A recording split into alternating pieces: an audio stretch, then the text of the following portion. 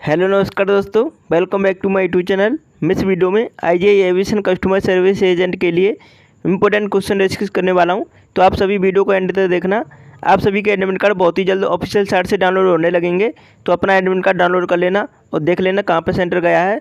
तो चलिए स्टार्ट करते हैं। आज सभी स्टूडेंट का डाउट क्लियर करने वाला हूँ इस वीडियो में, कैसे आपका इंटरव्यू होगा और आपका एडमिट कार्ड कब आने वाला है, और आपका मतलब इंटरव्यू सेंटर कहाँ जाएगा, एग्ज़ाम सेंटर कहाँ पड़ेगा, ये सब डिटेल आपको बताऊंगा इस वीडियो में। तो आप चैनल को सब्सक्राइब कर लीजिएगा और वीडियो को लाइक कर दीजिएगा और प्रत्येक क्वेश्चन का कमेंट में आंसर बताइएगा। तो पहले क्वेश्चन का आंसर क्या है, इंदिरा गांधी परमाणु अनुसंधान केंद्र कहाँ अवस्थित है। सभी को बताना कहाँ पर है ये, तो यह है तमिलनाडु कलपक्कम में। तो सी ऑप्शन इसका राइट आंसर है, सभी ध्यान रखेंगे इसे। नेक्स्ट क्वेश्चन का आंसर बताएंगे। दूसरा क्वेश्चन है, इस क्वेश्चन का आंसर बताओ सभी। चिकित्सक दिवस किस तिथि को मनाया जाता है। तो चिकित्सक दिवस मनाया जाता है 1 जुलाई को। तो इसका राइट आंसर है ई ऑप्शन। 11 जुलाई को जनसंख्या दिवस मनाते हैं। तीसरे क्वेश्चन का आंसर बताएंगे, रीजनिंग से क्वेश्चन है। इस क्वेश्चन का आप आंसर कैसे देंगे, इसमें से 4 ऑप्शन में से आपको बताना है विषम कौन सा है। तो आपको 4 ऑप्शन को चेक करना होगा, तभी आप बता पाएंगे कि कौन सा ऑप्शन इसमें विषम है। चलिए सॉल्व करते हैं। तो यहाँ पे देखो W से T -3 किया गया है, T से Q -3, Q से N -3, उसी प्रकार N से K -3, K से H -3 और H से E -3। उसी प्रकार यहाँ पर देखेंगे M से I -3 किया गया है और I से D मतलब यहाँ पर कितना किया गया है -5।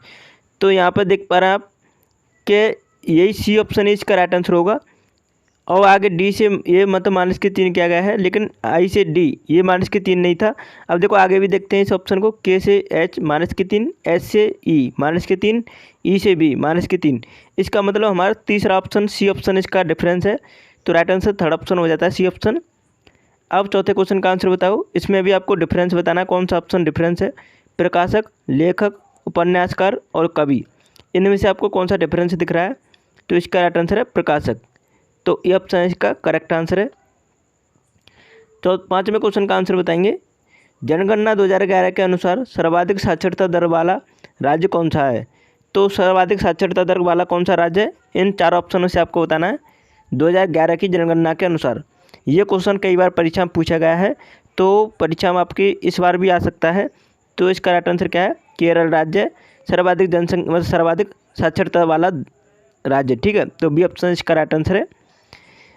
छठवें क्वेश्चन का आंसर बताएंगे, जो कि मैथ से इंपॉर्टेंट क्वेश्चन है। इस टाइप के क्वेश्चन आपके परीक्षा में पूछे जाते हैं। पी और क्यू अकेले एक कार्य को क्रमशः 9 दिन में और 12 दिन में पूरा कर सकते हैं। यदि वे क्यू से शुरू करके एक एक दिन छोड़कर कार्य करते हैं तो कार्य कितने दिनों में पूरा हो जाएगा।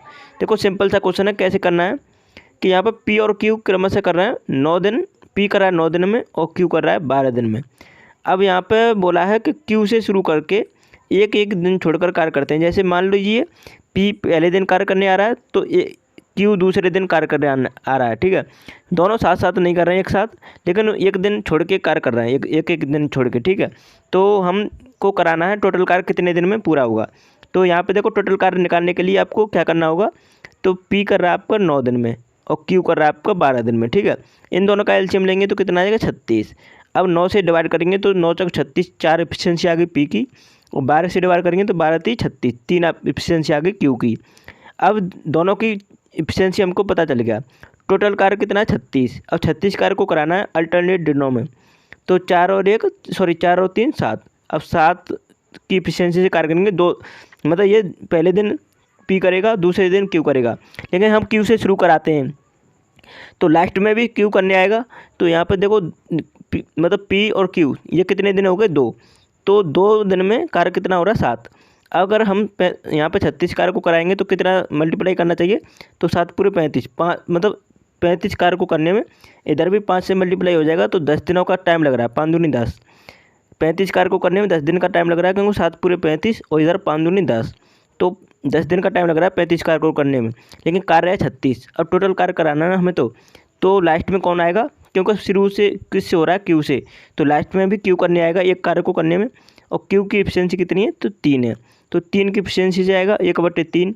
तो 1/3 की वैल्यू क्या होती है 0.33। अब 10.33 इसका राइट आंसर आ जाएगा, जो कि आपको दिखाई दे रहा है चौथे ऑप्शन में। तो इसका राइट आंसर फोर्थ ऑप्शन हो जाता है। इस तरह आपको करना था सॉल्व। सिंपल सा क्वेश्चन था, लेकिन आपको थोड़ा ध्यान देने वाली ज़रूरत थी इसमें। अब नेक्स्ट क्वेश्चन का आंसर बताएंगे, 7वां क्वेश्चन है और जो कि इंपॉर्टेंट क्वेश्चन है। इस क्वेश्चन का सभी आंसर बताएं, क्या इस क्वेश्चन का आंसर होने वाला है। किसी वस्तु का क्रय मूल्य उसके अंकित मूल्य का 80% है। डीलर उस अंकित मूल्य पर 15% का छूट अनुमान करता है, तो उसका लाभ परसेंटेज कितना है। प्रॉफिट परसेंटेज आपको बताना है इस क्वेश्चन में। तो देखो सिंपल सा क्वेश्चन है, वो बोल रहा है कि क्रय मूल्य इसके अंकित मूल्य का 80% है।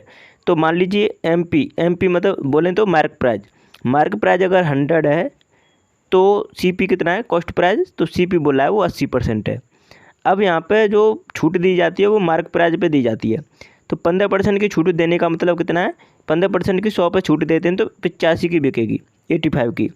अब जो चीज़ सेलिंग प्राइस आ रहा है 85 और कॉस्ट प्राइस है 80, तो आपको पता चल रहा है प्रॉफिट कितना हुआ। तो 80 से 85 की चीज़ बिक रही है तो 5 का प्रॉफिट हुआ।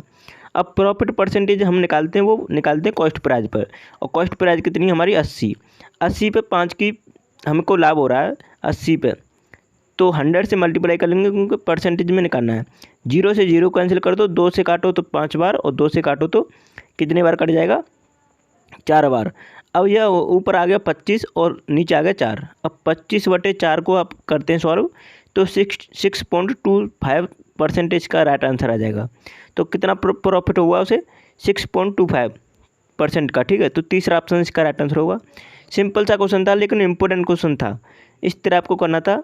आशा करता हूँ आपको समझ में आया होगा। 8वें क्वेश्चन का सभी आंसर बताएं। कथकली नृत्य किस राज्य से संबंधित है। देखो इंपॉर्टेंट क्वेश्चन है, कई बार परीक्षा में पूछा गया है। तो कथकली आपका संबंधित है केरल राज्य से, तो इसका राइट आंसर है बी ऑप्शन। एक होता है कुचिपुड़ी किस राज्य का शास्त्रीय नृत्य है, वो है आंध्र प्रदेश का।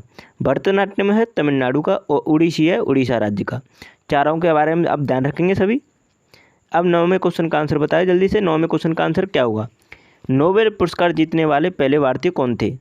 तो नोबेल पुरस्कार जीतने वाले पहले भारतीय थे कौन, रविन्द्रनाथ टैगोर, जिन्हें साहित्य के क्षेत्र में पहला नोबेल पुरस्कार मिला था।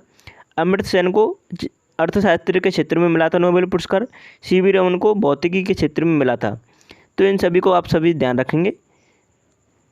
अब नेक्स्ट क्वेश्चन का आंसर बताओ। 10वां क्वेश्चन है जो कि रीजनिंग से क्वेश्चन है, इंपॉर्टेंट क्वेश्चन है। 1 से 2 क्वेश्चन, 2 से 3 क्वेश्चन कम से कम आपकी परीक्षा में नंबर सीरीज से पूछे जाएंगे। तो आपको इस टाइप के क्वेश्चन की ज़्यादा से ज़्यादा प्रैक्टिस करनी है, क्योंकि ये एक क्वेश्चन सिलेक्शन के लिए इम्पोर्टेंट होता है। तो यहाँ पे देखो आपको सॉल्व कैसे करना है। 4 से 7 मतलब 3 जोड़ा है, 7 से 13 मतलब 6 जोड़ा है, 13 से 22 मतलब 9 जोड़ा है, 22 से आप कितना जोड़ेंगे कितना आ जाए। तो आपको देखो यहाँ पे 3 का गैप है, 3 का गैप है, 3 का गैप करेंगे तो कितना होगा 12। अब यहाँ पे 12 जोड़ते हैं 22 में तो 34 आएगा। अब आगे भी 3 का गैप करते हैं तो 15 होगा, 15 हम 34 में जोड़ते हैं 49 आ रहा है। इसका मतलब हमारा राइट आंसर 34 है। तो इसका राइट आंसर क्या होगा 34। ये ऑप्शन इसका करेक्ट आंसर है। अगर आपको एक बार में समझ में नहीं आया है तो दोबारा वीडियो को देख लीजिएगा, क्योंकि इस टाइप के क्वेश्चन इंपॉर्टेंट होते हैं। तो आपको मैं बता दूं, पहले भी मैंने आपको तैयारी कराई थी, पहले भी जो वैकेंसी आई थी तो बहुत सी स्टूडेंट का उसमें सिलेक्शन भी हुआ था। उन्होंने खुद बताया था अपने आप कमेंट में। तो इस बार भी अगर आप सिलेक्शन चाहते हैं तो आप हमारी कंटिन्यू पूरी वीडियो को देखते रहिएगा, जिसमें मैंने इंग्लिश, एविएशन नॉलेज, GK/GS और मैथमेटिक्स और रीजनिंग के क्वेश्चन कराए हैं। सभी क्वेश्चन की प्लेलिस्ट आपको इसी वीडियो को डिस्क्रिप्शन में प्रोवाइड कर दी है, वहाँ से 1 बाय 1 एग्जाम से पहले ज़रूर देखें अगर आप सिलेक्शन चाहते हैं तो इसका लिंक आपको मैंने इसी वीडियो के डिस्क्रिप्शन में प्रोवाइड कर दिया है, वहाँ से ज़रूर देखिएगा। तो चलिए वीडियो को यहीं समाप्त करते हैं। Thanks for watching my video. और मैं आपको बता दूं, बहुत से स्टूडेंट पूछते हैं कि आप मतलब सेंटर कहाँ जाएगा, एग्ज़ाम सेंटर। तो एग्ज़ाम सेंटर आपका होम सेंटर रहेगा, जैसे कि आपका अपने डिस्ट्रिक्ट में डाला होगा वही आपका सेंटर मिलने वाला है नज़दीक। अपने स्टेट में आपको सेंटर मिलेगा।